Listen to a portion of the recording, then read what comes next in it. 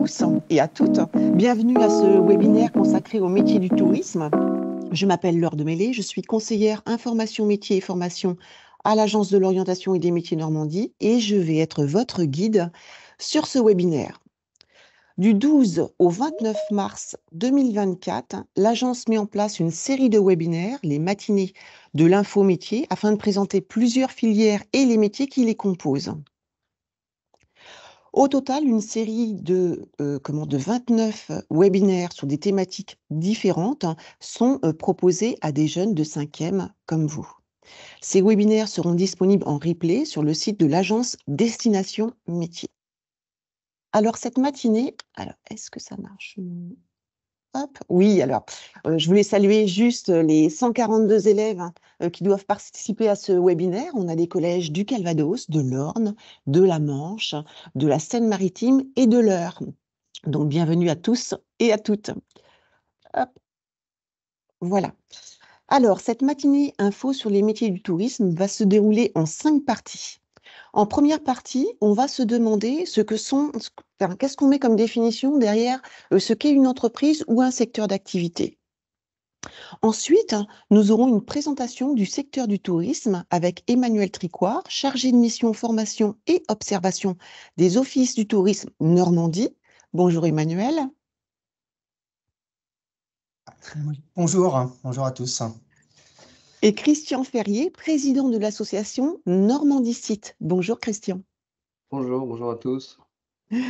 En troisième partie, nous aurons une présentation du métier de guide touristique avec Frédéric Lecomte, qui est guide touristique à l'Office du tourisme d'Honfleur. Bonjour Frédéric. Bonjour à tous. Et puis, je vous ferai ensuite une présentation de Destination Métier, ce sera la partie 4. Et enfin, nous terminerons par répondre aux questions que vous nous avez envoyées.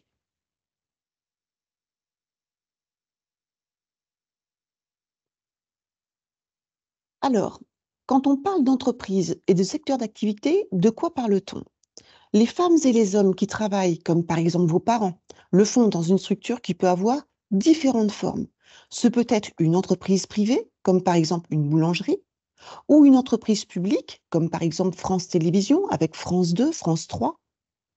Ce peut être aussi une collectivité, comme par exemple une mairie, ou alors une administration, comme par exemple le ministère de l'Éducation nationale, mais ça peut être aussi une association, comme par exemple l'association des apprentis d'Auteuil qui aide les jeunes en difficulté. Chaque structure regroupe donc des femmes et des hommes qui travaillent ensemble dans un lieu pour fournir à tout le monde des biens matériels, par exemple du pain ou des voitures, ou des services, par exemple des services d'orientation. Le secteur du tourisme regroupe des femmes et des hommes qui travaillent dans différentes structures, mais pour un même secteur, celui du tourisme. C'est ce que nous allons voir maintenant avec Emmanuel Tricoire et Christian Ferrier. Je vous laisse la parole, Emmanuel. Oui, alors, on va peut-être passer à la slide suivante Oui, directement. voilà. Juste pour vous dire, donc moi je travaille au sein de la Fédération régionale des offices de tourisme. J'en ferai un petit zoom rapide tout à l'heure là sur le réseau des offices de tourisme normands. Là, je voulais vous présenter vraiment très rapidement 4 grands chiffres clés un peu percutants de ce que représente le tourisme en Normandie. Alors là, on est sur des données 2022, parce qu'il y a les données 2023, on a toujours un petit décalage le temps que les données arrivent. Voilà ce que ça représente sur toute une année en 2022, le tourisme en Normandie. Donc, c'est 12 millions d'entrées dans les différents sites touristiques. Ah, excusez-moi, j'ai fait une petite faute de frappe. Voilà, donc 12 millions d'entrées cumulées sur les différents sites. Donc, ça commence quand même à représenter quelque chose, hein, 12 millions d'entrées sur une année. Alors, vous avez aussi bien des touristes qui viennent de l'extérieur de la Normandie que des Normands eux-mêmes ou des locaux, des habitants, hein, qui aussi visitent ces sites touristiques. Donc, des musées, des sites de loisirs, des zoos, enfin voilà, c'est très varié. 80 millions de nuitées ont été réalisées par les touristes en 2022. Ça veut dire que de nuit, c'est-à-dire que 80 millions de nuits réalisées aussi bien dans les hôtels, les campings, les résidences secondaires, chez des parents, amis, voilà. Donc ça fait 80 millions sur 2022. Le tourisme en Normandie, ça représente 39 millions d'emplois, 39, pardon, calmons-nous, pas 39 millions, 39 000 emplois, c'est déjà pas mal. 39 000 emplois quand même sur toute la Normandie, c'est beaucoup. Et puis, les touristes en 2022 ont dépensé, que ce soit pour leurs hébergements, la restauration, les boutiques, les entrées dans les différents sites, les activités, 5 millions et demi d'euros. Voilà. Donc l'économie touristique en Normandie, c'est quand même quelque chose quand même d'assez important. On va passer à la slide suivante. Alors, travailler dans un office de tourisme. Donc, le réseau des offices de tourisme en Normandie. En Normandie, on a 63 offices de tourisme. 63 offices de tourisme. Donc, comme le disait Laure tout à l'heure, on peut avoir différentes formes juridiques d'entreprise. Et là, il se trouve que les offices de tourisme, on a toutes les formes juridiques possibles. Ça peut être des associations, ça peut être des collectivités locales, ça peut être des entreprises publiques. C'est vraiment très varié, mais ce qu'il faut retenir, c'est que quelle que soit cette forme d'organisation, ils ont tous les mêmes missions de base, hein, que je vais vous présenter après. Donc 63 structures, mais ces 63 structures, elles gèrent 169 bureaux d'information touristique sur toute la Normandie. Donc il y en a forcément un près de chez vous, hein. On n'en a pas dans toutes les communes, mais dans beaucoup de communes, nous avons un bureau d'information touristique. 611 salariés permanents qui travaillent dans les offices de tourisme à l'année. Alors là, après, en plus de ces 611 personnes, on a les saisonniers, hein, bien sûr, saisonniers qui arrivent pour les premiers à partir des vacances de Pâques, hein, et beaucoup après sur l'été, sur juillet-août. Le nombre de visiteurs accueillis dans ces bureaux d'information sur 2022, ça a représenté 2,5 millions de visiteurs accueillis sur l'ensemble des bureaux d'information touristique. Et le web, hein, bien sûr, puisque de plus en plus aussi, voilà, les visiteurs se renseignent en allant à l'office de tourisme, mais aussi en consultant le site web de la destination. Et là, ça a représenté en 2022 9 600 000 visiteurs sur les différents sites web des offices de tourisme. Alors, les principaux métiers en office de tourisme. Alors, le métier le plus connu du grand public, hein, que vous connaissez forcément, c'est l'accueil. L'accueil et l'organisation d'animation, c'est vraiment ce qui est le visible du grand public, hein. Donc, vraiment la mission première d'un office de tourisme, c'est l'accueil et l'information des visiteurs, des touristes et des habitants. Je n'oublie pas les habitants, parce que les habitants viennent eux-mêmes se renseigner sur les activités à faire dans les environs. Donc sur les activités, les hébergements touristiques. Donc ça, c'est vraiment la mission première. Ensuite, ça va aussi être, pour beaucoup d'entre eux, de vendre des produits boutiques, des petites boutiques qui sont dans les offices de tourisme, de vendre des billets, des billets d'entrée pour les sites, pour les manifestations, les festivals, les concerts, par exemple. Et de proposer des visites guidées, mais là, je laisserai Frédéric en parler plus longuement, puisque il va vous parler de son métier de guide touristique. Voilà pour la première famille de métiers. La deuxième famille, deuxième fonction des offices de tourisme, la promotion et la communication, c'est-à-dire faire connaître, l'une des grandes missions d'un office de tourisme, c'est de faire connaître la destination. Alors, à travers des salons touristiques, à travers l'élaboration de brochures et de plans touristiques qui sont remis aux visiteurs, dans lesquels on va retrouver les différentes formations sur les choses à faire, sur les hébergements, les restaurants, accueillir les journalistes pour mieux faire connaître la destination et qu'ils puissent en parler, les blogueurs et les influenceurs à travers les réseaux sociaux, Et puis, créer un site internet pour créer un site internet et animer, faire parler de la destination sur les réseaux sociaux, sur Facebook, sur Instagram, sur Twitter et ainsi de suite. Sur Snap, voilà, sur les différents, même sur TikTok, certains sont sur TikTok également. Voilà pour cette deuxième famille de métiers. Alors, troisième famille, elle est peut-être un petit peu plus abstraite pour vous, un peu moins connue, c'est le développement touristique. C'est un rôle de conseil en fait, c'est-à-dire que bah, pour faire venir des visiteurs sur son territoire, il faut avoir des choses à leur faire faire, bien sûr, ça paraît évident. Et les offices de tourisme ont un rôle aussi d'inciter à créer de nouvelles offres touristiques, création de chemins de randonnée par exemple, hein, création d'un nouveau musée, ouverture d'un monument. Voilà. Donc ils ont aussi ils peuvent avoir parfois, souvent ce rôle-là.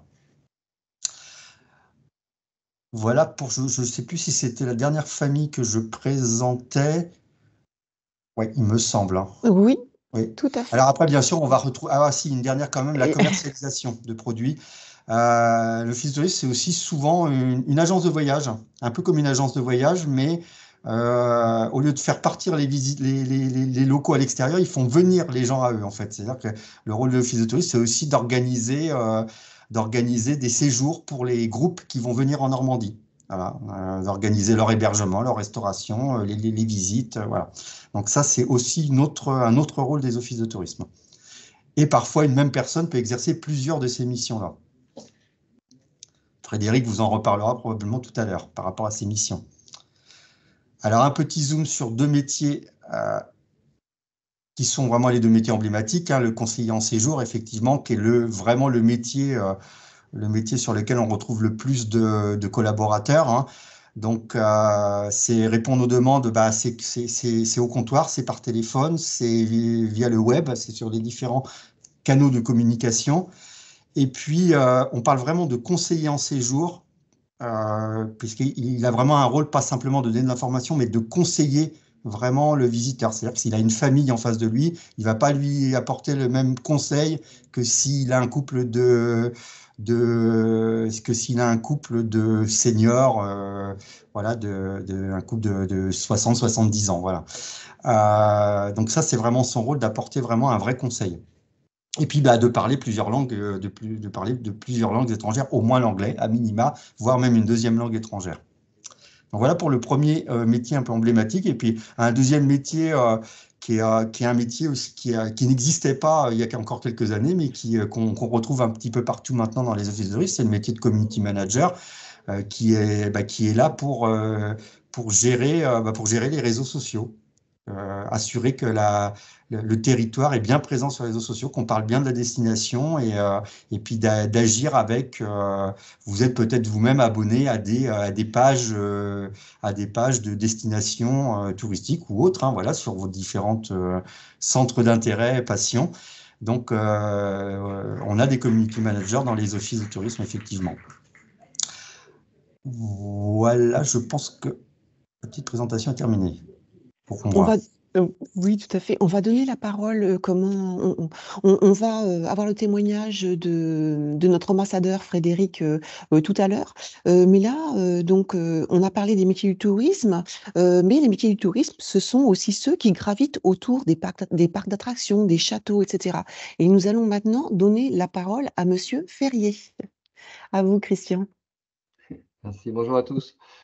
Bien, j'essaie d'être assez bref, pas trop vous parler de Non, vous chiffres. inquiétez pas. Bien, je suis président de cette association depuis 4-5 ans, qui existe depuis 20 ans, cette association. Alors, Normandie Site, c'est quoi? Ça représente à peu près 129 sites de loisirs dans châteaux et patrimoine. Je vais passer la slide suivante. Histoire, monde animal, musée, sciences, etc. On s'aperçoit qu'on a effectivement quelque chose de très riche en Normandie, beaucoup d'activités. Peut-être que la plupart d'entre vous sont allés déjà dans ce type de parc de loisirs, que ce soit le monde animal ou les parcs acrobatiques. Et ce que j'ai prévu pour illustrer un peu cette association, c'est d'en choisir un que je gère depuis à peu près 30 ans, qui est le site du viaduc de la Soulavre. Et est-ce que vous pouvez passer à la suivante? Voilà, ce qui s'appelle Skypark Normandie. C'est un site de saut élastique qui existe donc depuis plus de 34 ans, qui draine près de 120 000 visiteurs, qui a été créé en 90 et qui a développé de nouvelles activités. Donc il a fallu réfléchir à comment on pouvait évoluer, comment on pouvait avancer et intéresser nos clients à venir toujours sur ce site qui est un peu perdu en pleine campagne. Et tous les 3, 4, 5, 6, 7, 8 ans, on essaye de développer de nouveaux produits et de nouvelles activités. Suivante. Voilà, donc on est situé, pour ceux qui le connaissent, entre Caen et le Mont-Saint-Michel. On a une clientèle qui vient à 300 km à la ronde. Pour tout faire fonctionner, bien sûr, il y a un budget de communication relativement important. Emmanuel a parlé des influenceurs. Bah, effectivement, nous, on en a également. On a un budget de communication qui est près de 135 000 € avec des vidéos qui passent sur TikTok, sur Facebook, sur Instagram, qui permettent de faire connaître notre activité. Et puis, on a effectivement cette particularité d'avoir des gens qui viennent de très très loin pour découvrir l'activité, pour découvrir en fait un site exceptionnel et qui est géré par plusieurs métiers. Parce que ce que vous voyez souvent des sites de loisirs, c'est l'extérieur, ce qu'on peut voir du site et dans l'ensemble. Mais vous allez avoir une saisonnalité, par exemple, d'ouverture du site qui est de 160 jours. On va avoir 10 permanents l'hiver qui travaillent à l'entretien du site, mais après 20 saisonniers qui arrivent l'été, qui sont souvent des étudiants, qui travaillent tous les week-ends pour nous et juillet-août, ce qui n'est pas toujours facile, dans différents domaines. L'encadrement technique, il faut encadrer les gens pour faire les activités, il faut être professionnel. Pour l'accueil, pour l'entretien du site, pour la comptabilité, pour le management des équipes, pour faire des photos, des vidéos, pour la restauration. Donc tout un tas de métiers qui tournent autour et qui gravitent autour de ce site, qui permettent de le faire fonctionner correctement. Compte tenu on ne peut pas être ouvert tout le temps, en Normandie, la météo, c'est pas toujours ça. Et on voit en ce moment, ces sites sont fermés, mais il est important d'embaucher des gens pour l'été. Donc, c'est pour ça qu'on demande à des étudiants souvent de venir à partir de 18 ans et de venir travailler avec nous pour pouvoir compléter l'équipe et encadrer tous les gens qui viennent un peu partout de la Normandie et même de plus loin, souvent beaucoup d'étrangers. J'avais mis quelques informations sur le nombre d'activités. Alors pour ce cas spécifique, hein, c'est près de 8000 personnes qui sautent à élastique, près de 6500 personnes qui font de la tyrolienne, de la balançoire géante. Skybridge, c'est une passerelle sur laquelle on voit dans le fond de cette photo où on a toute une partie vitrée. On est à 60 mètres au-dessus du vide. Donc voilà, donc ça c'est à peu près les activités qui sont regroupées dans ce Skypark et qui fait qu'on attire près de 120 000 personnes sur le site. Alors, on est aussi, pour faire tout ça, bien sûr, on veut préserver l'environnement autour du site. Pour ceux qui sont venus, c'est vraiment un site qui est en pleine campagne, en pleine vallée. Optimiser l'accès aussi du site, maintenir les structures et les espaces verts en bon état, pérenniser nos engagements. Ça veut dire quoi? Ça veut dire qu'on signe aussi des conventions, des contrats. Excusez-moi, j'ai un chat dans la gorge. Et puis se développer dans le respect du site. Alors, on le voit bien qu'il y a tous les plans d'urbanisme qui existent. On est sur un site Natura 2000, on ne peut pas faire ce qu'on veut, et heureusement, parce qu'on veut préserver encore une fois la vallée. Il y a des espèces rares qui existent, des chauves-souris, il y a plein d'animaux vraiment très très spécifiques. Donc on doit se développer dans le respect de la nature et investir en même temps. Depuis 90, on investit près de 5 millions d'euros et on va continuer à investir. Donc pour ça, il faut des banques, il faut des gens qui nous suivent, et puis aussi des clients, bien sûr, qui viennent sur le site pour payer toutes ces charges et l'entretien et le développement de ce site. Donc en 3 mots, ce qu'on veut, c'est qu'il y ait une expérience unique de nos clients. C'est vrai qu'on a des gens qui viennent, qui sont venus il y a il y a 30 ans qui sont venus sauter, qui reviennent avec leurs enfants. On sait que chez nous, on peut commencer à pratiquer à partir de 40 kilos. On parle en kilos parce que c'est la taille qui permet de mettre les harnais correctement, d'avoir une belle expérience à passer sur ce site, de préserver la vallée, ce que je disais tout à l'heure, préserver la vallée de la Soulèvre, et puis partager l'histoire et le patrimoine, parce que c'est un ancien viaduc qui a été conçu et construit en 1889. On a complètement réhabilité avec des structures complètement uniques et qui fait que les gens viennent de loin et viennent essayer ces sensations qui sont uniques. Donc, voilà. Donc pour ça, on a fait ce qu'on appelle un master plan. Master plan, c'est-à-dire qu'on a un plan de développement du site pour les 3, 4, 5 prochaines années. Vous voyez la suivante.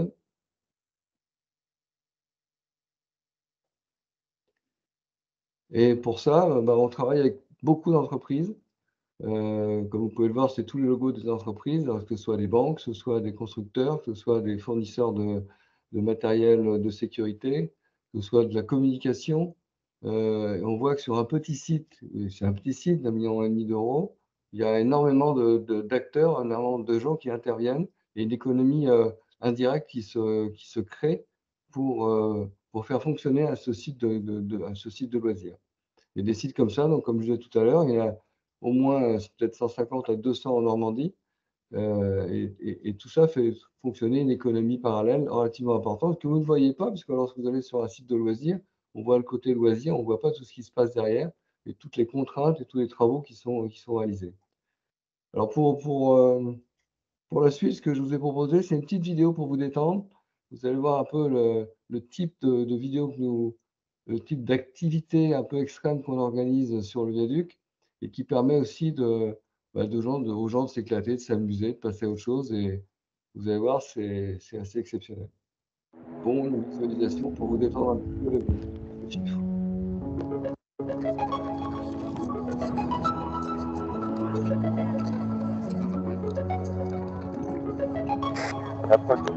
Je répète,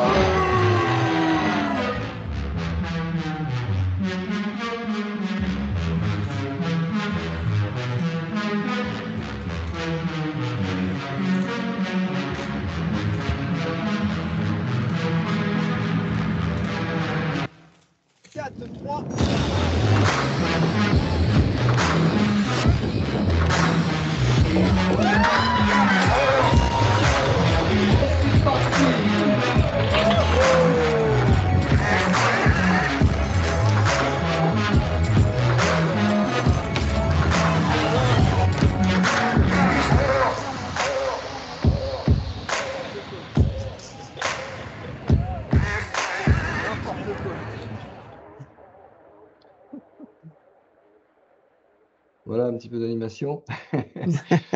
C'est pas ce qu'on fait tous les jours au viaduc, hein. Ça, c'est une journée spéciale délire qu'on organise au mois d'août pour l'anniversaire du pont. Mais après, effectivement, la plupart des gens qui viennent aussi pour s'amuser, pour se détendre, viennent déguisés, voilà, c'est un moment de communion avec tout le monde, où on s'amuse et on passe un bon moment au viaduc.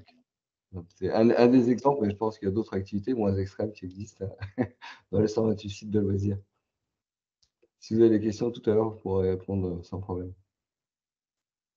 Merci. C'est vrai que c'est assez dynamique hein, comme vidéo. Alors après ces sauts à l'élastique, nous allons revenir sur Terre pour évoquer le métier de guide touristique et nous donnons la parole à Frédéric Lecomte. Bonjour à tous et bonjour à toutes. Donc moi, effectivement, une partie de mes missions ici, c'est d'être guide à l'Office du tourisme de Honfleur. On va passer à la slide suivante. Voilà. Alors, pour vous résumer un petit peu mon parcours professionnel, moi, après effectivement une formation dans le tourisme culturel, je travaille à l'Office du tourisme de Honfleur depuis 20 ans maintenant. Et effectivement, une de mes missions, donc, c'est d'être guide, de mener des visites guidées de la vieille ville, avec un public qui peut être assez divers. Ça peut être aussi bien un public de scolaires qu'un public de seniors, voire même des visites aussi pour des groupes, mais des individuels qui viennent découvrir notre ville. Et c'est vrai que quand on est salarié d'un office, en tant que guide touristique d'un office du tourisme, ben c'est une partie effectivement de notre travail. Par définition, on est polyvalent. Alors, pour vous donner un exemple concret de ce que peut être mon programme d'une journée, je peux commencer à travailler à l'accueil à partir de 9 h du matin en tant que conseiller en séjour, qui était un des métiers que présentait Emmanuel tout à l'heure. Donc là, c'est renseigner les personnes au comptoir, les renseigner au téléphone, répondre aussi à des demandes qui nous arrivent par mail, sous forme de chat également. Et puis, dans la matinée, à 11 h, là, je pars en visite guidée avec un groupe pour leur faire donc découvrir la ville pendant près de 1 h 30. L'après-midi, je peux revenir travailler à l'accueil. Et puis, dans une deuxième partie de la journée, en deuxième partie d'après-midi, cette fois, je peux travailler sur un projet d'animation que l'on crée de toutes pièces. Donc, voilà, un travail qui est assez divers, assez diversifié. Être guide à l'Office du tourisme, quand on est guide, il faut avoir quelques compétences et puis quelques appréhensions, enfin quelques capacités également, compétences requises et principales qualités. Les compétences requises, c'est qu'effectivement, il faut avoir une bonne connaissance de l'histoire, s'intéresser au patrimoine, parler pour le moins une langue étrangère, l'anglais. Et puis, dans les principales qualités, c'est vrai qu'il faut avoir le goût de partager ses connaissances avec justement le public auquel on est confronté et savoir aussi s'adapter à ce public, qu'il soit effectivement, encore une fois, jeune, scolaire ou adulte. On ne va pas avoir effectivement la même approche. Par rapport à l'environnement du travail, je dirais que quand on a la chance effectivement de travailler dans un office du tourisme, on est toujours dans un environnement qui est très agréable. Par définition, nos destinations touristiques, elles sont très attractives, très riches.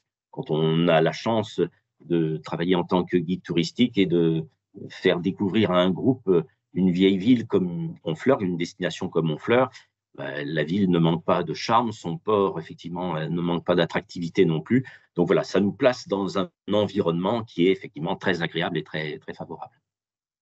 Alors, ce que j'aime, moi, dans le métier qui est le mien, ce que j'aime le plus, et puis quelles sont aussi les contraintes de ce métier de guide touristique, ce que j'aime le plus, c'est effectivement pouvoir faire découvrir ma ville à des visiteurs, partager avec eux, effectivement, l'intérêt que j'ai pour le patrimoine de la ville, pour son histoire.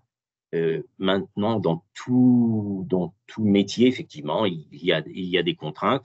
Et les petites contraintes qu'on peut rencontrer en tant que guide touristique, c'est qu'on peut être parfois amené à devoir attendre son public qui n'est pas forcément à l'heure. Parfois, ça fait partie effectivement des petits à côté, voilà, des petits aspects un peu plus négatifs. Ce qui peut se passer aussi dans le cadre d'une visite guidée, c'est qu'on peut très bien avoir quelqu'un qui va chercher un petit peu à faire son numéro, comme je dirais, entre guillemets, qui va prendre la parole, mais qui va parfois poser des questions, mais qui va poser des questions qui ne sont pas forcément pertinentes, ça arrive parfois. Donc, c'est quelqu'un voilà, qui peut polluer effectivement un petit peu la visite. Donc, il faut arriver à trouver l'équilibre pour à la fois, en tant que guide, ne pas uniquement faire un exposé sur l'histoire et le patrimoine de la ville qu'on fait découvrir. Pour rendre les choses quand même plus interactives, il faut permettre effectivement au public de participer. Donc moi, concrètement, quand j'ai un groupe en visite guidée, je pose aux personnes un certain nombre de questions pour les faire participer. Mais encore une fois, là, il faut arriver justement à ne pas se faire déborder par des gens qui prendraient un peu trop souvent la parole et qui voudraient prendre effectivement le lead, en quelque sorte, de la direction de la visite guidée. Voilà.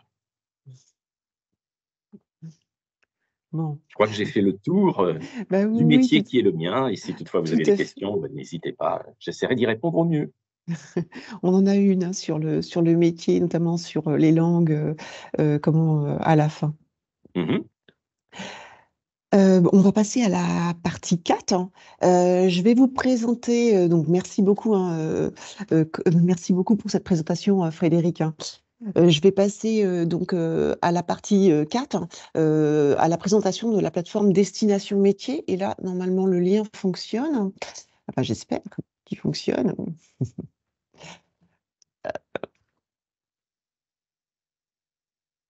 Alors, si je le mets. Voilà, je n'avais pas cliqué sur le bon endroit. Alors, vous êtes sur la plateforme Destination Métier. Destination Métier est la plateforme de l'Agence régionale de l'orientation et des métiers, et elle va vous être utile à plus d'un titre. D'une part, vous allez pouvoir vous informer sur les métiers. S'informer sur les métiers, nous avons une entrée avec Cléor. Cléor, par exemple, nous allons pouvoir retrouver le métier de Frédéric, touristique, par exemple, guide touristique, voilà. Donc là, vous allez pouvoir avoir, par exemple, la fiche détaillée du métier. Ce qui va être intéressant pour vous, c'est d'avoir accès également aux statistiques locales, et vous voyez notamment avec le potentiel d'embauche du métier, les conditions de travail, hein, les contrats en CDI, les contrats en CDD, le temps de travail, le salaire, le nombre d'apprentis, les offres d'emploi, les périodes de recrutement, et puis également, vous pouvez, alors les secteurs bien sûr, et puis vous pouvez télécharger le répertoire des entreprises. Ça peut être intéressant, par exemple, si vous voulez faire par la suite de l'apprentissage. Sur Cléor, il y a possibilité, donc la fiche, les statistiques, mais il y a également les formations avec les débouchés. Donc là, on va pouvoir retrouver les formations à partir Bac+2, Bac+3, voilà, Bac. Vous allez pouvoir retrouver toutes les formations normandes.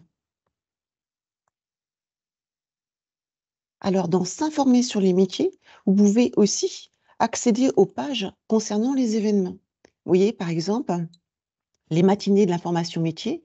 Si d'autres thématiques vous intéressent, vous voyez, vous avez la programmation et possibilité de vous inscrire sur les différents webinaires. Par ailleurs, vous avez la documentation. Donc, dans la documentation se trouve dans les rectangles bleu ciel là. Nous, on va aller voir celles qui concernent l'art et de la culture, par exemple. Alors, vous avez plusieurs témoignages de personnes qui exercent des métiers, parole de pro, qui est vraiment très, très intéressant. Et puis, les ressources des partenaires, art, culture et tourisme, par exemple, que vous allez pouvoir consulter. Dans s'informer sur les métiers, vous avez possibilité aussi, dans ce rectangle jaune, de consulter tous les guides après la 3e, les guides sur l'apprentissage, les guides après le bac. Là, c'est vraiment intéressant pour vous, hein, parce que vous allez pouvoir retrouver, par exemple, tous les BTS tourisme dont on va peut-être parler tout à l'heure, les lieux d'apprentissage, les écoles normandes d'apprentissage. Et puis, tous les cursus qui existent après la 3e, la voie pro, la voie générale, la voie technologique. C'est vraiment très, très intéressant avec toutes les spécialités. Si vous prenez la voie générale, enfin, c'est très, très riche. Vous pouvez le télécharger, les guides, et puis les consulter avec vos parents ou avec vos professeurs.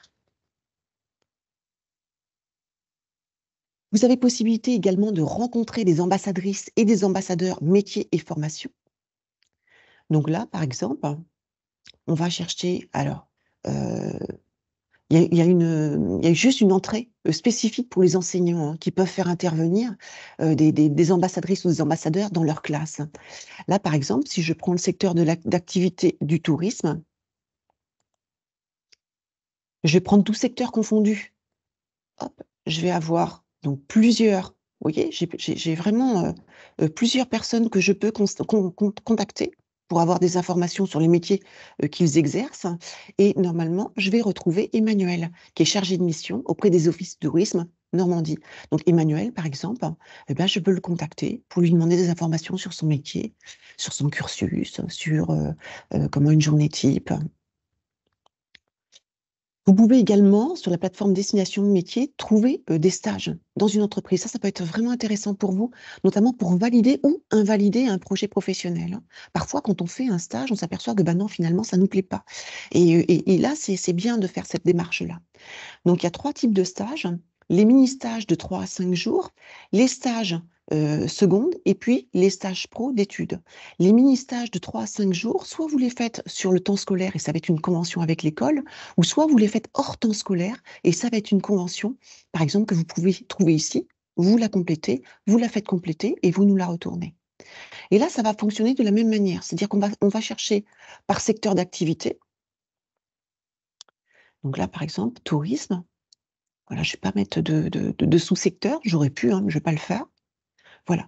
Et je vais avoir plusieurs lieux en Normandie où j'ai possibilité de faire des stages. Voilà.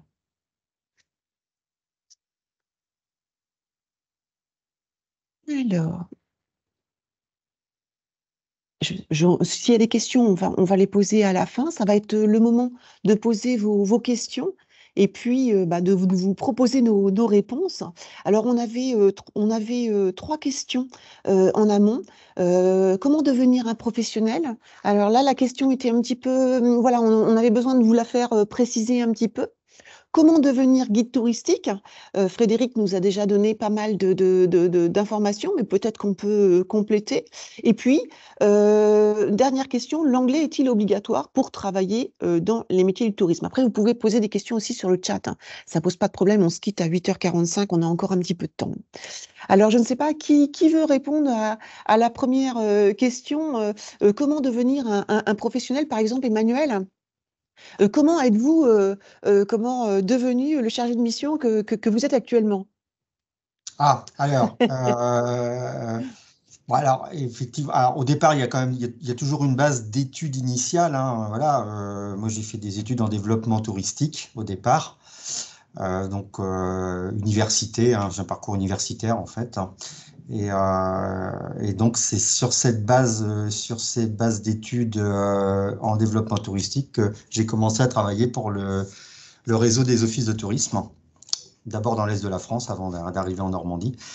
Voilà. Et après, comment devient-on un professionnel? Ben, j'ai envie de dire que c'est tout au long de la vie, en fait, qu'on devient un professionnel. C'est-à-dire que, en fait, effectivement, il y a sa formation initiale. On peut aussi arriver à travers formation, un mixte, formation et alternance aussi.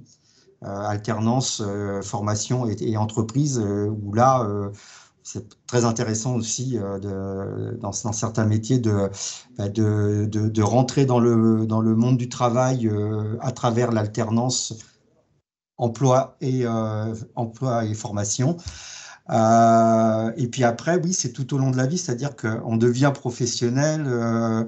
On devient professionnel par l'expérience, hein, par l'expérience au fil des années. On apprend, on continue d'apprendre tous les jours, à se former sur le terrain avec ses collègues, avec ses partenaires. On continue à aller en formation aussi quand on travaille, donc tout au long de la vie.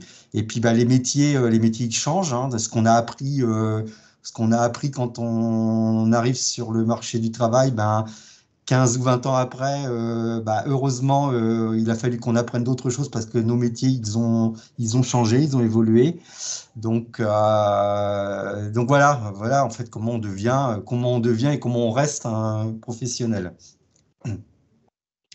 Alors, j'ai perdu les images. Et est-ce que, Christian, est-ce que vous pourriez nous parler aussi de votre parcours, du coup? Oui, c'est un peu atypique, hein.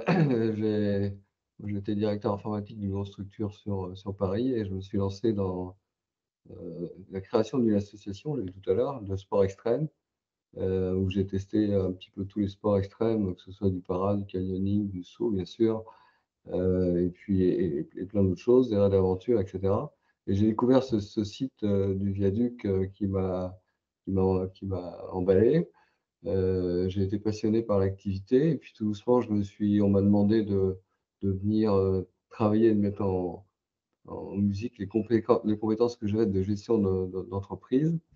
Et j'ai allié en fait le plaisir de l'activité et puis les compétences que j'avais dans le management, dans la gestion de la comptabilité, de la gestion des sites, de la commercialisation, etc. Donc faire un métier qui est comme ça, qu'on aime au départ et qui est passionnant. Et je peux vous dire, vous l'avez vu sur les vidéos, mais c'est pas que ça, mais c'est vraiment des moments intenses et forts. Heu, c'est vraiment enrichissant, enfin et on a l'impression de travailler pour quelque chose, quoi. On n'est pas dans une grosse structure où on fait quelque chose on ne voit pas l'impact. Là, quand on est, une dizaine ou une quinzaine à travailler, et qu'on voit effectivement le travail que l'on fait, faire évoluer l'entreprise. Quand on voit aussi, tous ces gens qui viennent, tous ces touristes qui viennent et qui viennent pour, passer un bon moment, pour se détendre et qui repartent avec des souvenirs plein la tête, oui, c'est passionnant. Et c'est ça un peu qui a été, mon évolution, dans cette entreprise de gestionnaire. Et souvent, ce qui est assez bizarre, c'est que souvent les gens me disent: «Mais et qu'est-ce que vous faites, par exemple, qu'est-ce que vous faites l'hiver? Il n'y a plus rien, c'est fermé». Et en fait, non, il y a toujours plein de choses à faire dans une entreprise.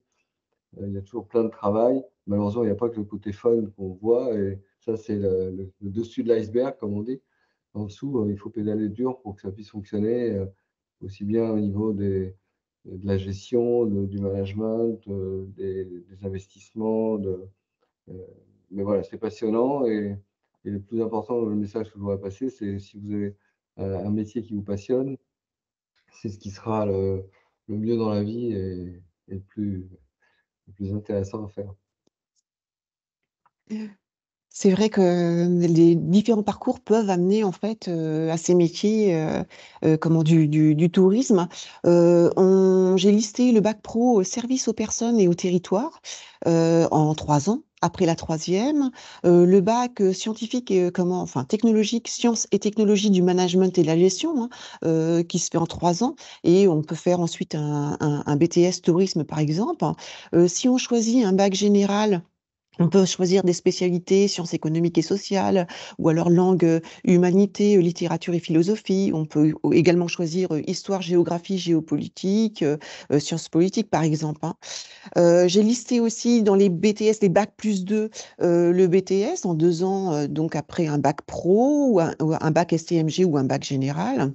Et puis les BTSA, donc c'est des, brevets de technicien supérieur, dans le comment agricole, développement animation des territoires, ruraux, des licences pro, des licences, des masters et puis peut-être pour ce qui est de l'animation, loisirs touristiques, des formations animation loisirs, touristiques de niveau bac et puis des BPGEPS, spécialité animation, mention, loisirs, tout public.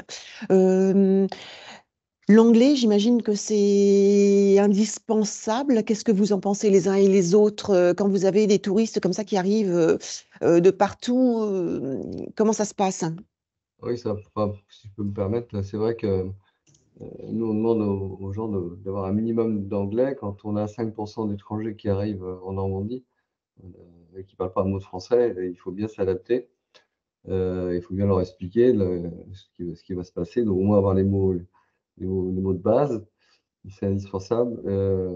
Et ce que je voulais dire aussi, à part ça, je pense que le domaine du tourisme, c'est une bonne possibilité pour tous de toucher un petit peu du monde, le monde de l'entreprise, avec un côté fun, pour et la possibilité de travailler, c'est travailler les week-ends, bien sûr, mais ça veut dire qu'on peut avoir l'école la semaine, aller le week-end, travailler, commencer un peu à toucher du doigt ce qu'on aimerait faire, compte tenu de tous les métiers qui existent dans le domaine du tourisme.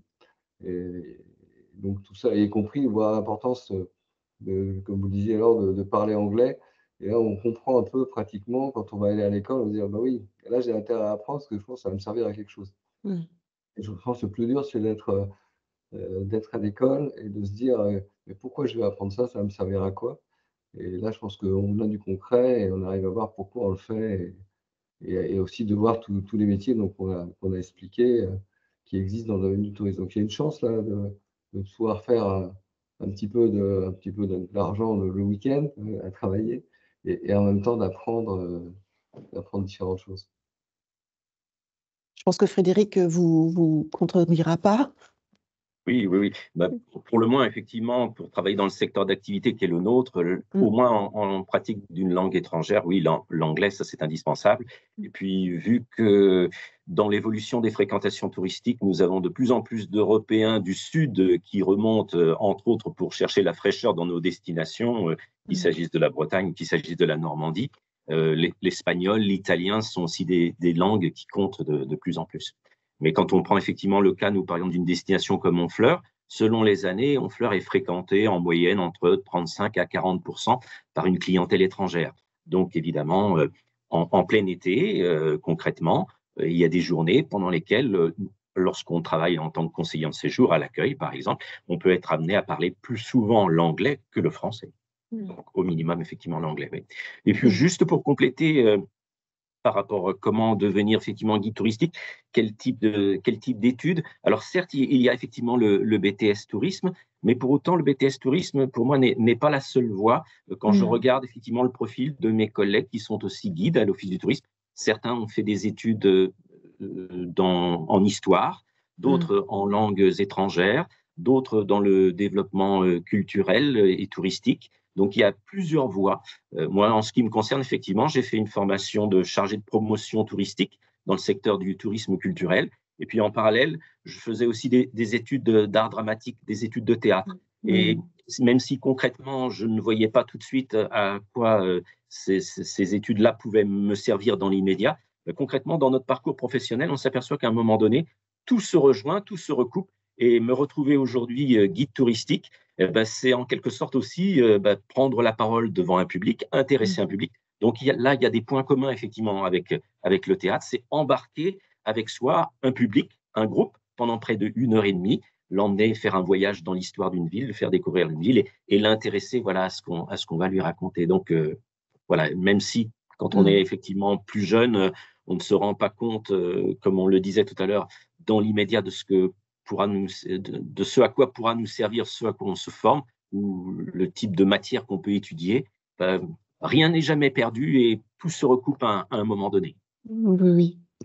Merci d'avoir complété. C'est vrai que la liste n'était pas exhaustive. Hein. Comment s'adresser à des jeunes de 5e. Voilà, je me suis limitée à Bac+2. J'ai évoqué brièvement les licences et les masters. On n'avait pas de questions dans le chat. Hein. Merci à vous, merci au collège et merci chaleureusement à nos intervenants, hein, Emmanuel, Christian et puis Frédéric. Vous allez pouvoir retrouver ce webinaire sur la plateforme Destination Métiers. Et puis, les collèges, vous allez recevoir prochainement un questionnaire de satisfaction que vous pourrez nous compléter et nous retourner. Voilà. Écoutez, je vous souhaite une bonne fin de journée. Merci. Merci à tous.